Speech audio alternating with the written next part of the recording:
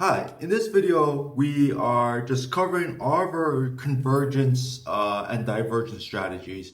So we're given a pair of series, we're told one converges and one diverges, and we're asked to justify both choices. And so let's take a look at the first series and try to determine if it converges or diverges. So we have a series, a sum from n equals 1 to infinity, of n plus 4 over n to the n. Now, our instincts here should be that this should converge. N plus 4 is linear. N to the n is a monstrous function whose base and exponents are growing. It will absolutely dominate n plus 4. But we want to, sort of confirm this fact. And so the best way, I think, to utilize this is to proceed with a ratio test. There's not a lot of direct comparisons to make, and it's not alternating, it's not geometric. So certain things are just off the table for us. So by using the ratio test,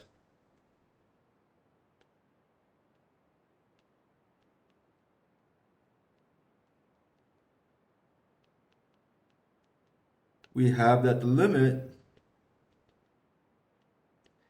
as n goes to infinity of absolute value a sub n plus 1 over a sub n. Well, in this case, we'll just go limit n to infinity. As in other versions of this, we can dispense with the absolute values. We have in the n plus first term, n plus 1 plus 4, right? And in the n plus first term, the denominator is n plus 1 to the n plus 1. And then when we multiply by the reciprocal of this, we get n to the n over n plus 4. All right. Now this whole deal is going to be, let's do some rewriting here. I'm going to put the n to the n here. I'm going to split off a n plus 1 here. And I have another n plus 1 to the n. And that's over n plus 5 over n plus 4. And I do this so that I can take this n and this n plus 1 and put it within and have their powers match each other. So we have this ratio both to the n, 1 with n and 1 with a slightly larger n plus 1 below. And then we have this extra n plus 1. Let's rearrange a bit again. So we can say n over n plus 1 to the n times, well, n plus 5, but in our denominator we have n plus 4 times n plus 1, so maybe n squared plus 5n plus 4. Now, that's a lot of rewriting, but let's see what happens here. First of all, this by itself is a linear term divided by a quadratic term. As n goes to infinity, the quadratic dominates the linear, and this should go to 0. So as long as this converges to some constant, this whole limit will be 0. And it does. The limit of n over n plus 1 to the nth power, that converges to 1 over e by the definition of e. We note that if we took the reciprocal and we had n plus 1 over n, that's 1 plus 1 over n, all power to the n, and that is the actual definition of e. So this limit reaches the reciprocal of e times 0, which is 0. So the series converges. We should note that 0 is less than 1, right? All right. So that's what the ratio test tells us here. When I look at the next one, I feel like, well, first of all, we are given that one is convergent and one is divergent. But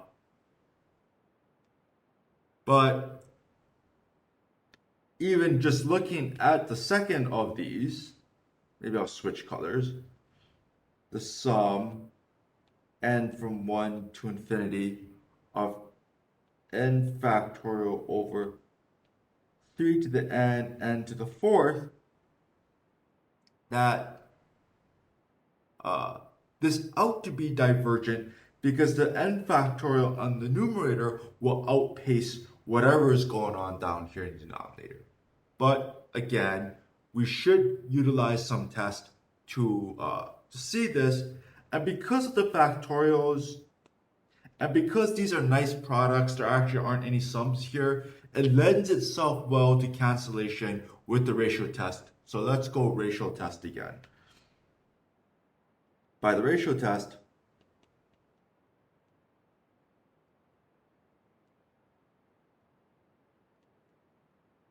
we have, so let's take our usual limit. The limit as n goes to infinity, a sub n plus 1 over a sub n is equal to limit n to infinity of n plus 1 factorial over 3 to the n plus 1, n plus 1 to the fourth times 3 to the n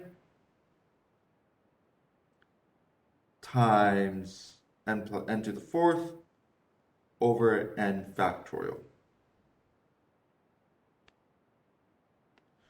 So in our usual quotienting in cases like this, n plus 1 factorial is n plus 1 times n factorial times n minus 1, etc. In other words, it's n plus 1 times n factorial.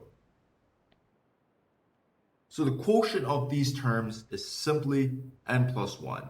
Similarly, we have n copies of 3, n plus 1 copies of 3. The quotienting of these terms is simply 3. And so when we're done, we're left with the limit as n goes to infinity of n plus 1 over 3 times n to the fourth over n plus 1 to the fourth. Now these are a pair of, well, actually we scratch that. We can do one more bit of cancellation. There's an n plus 1 factor there, and we can quotient that with one of the copies of n plus 3, and that leaves us with the limit as n goes to infinity of n to the fourth over 3n plus 1 cubed. Now, rather than expand out the n plus 1 cubed, I'll just note that this is a rational expression whose numerator is greater degree than the denominator. So as n goes to infinity, this whole expression will diverge to infinity and be much greater than 1 as we suspected, and thus the series diverges as we predicted it would. All right, thank you very much. I will see you in the next video.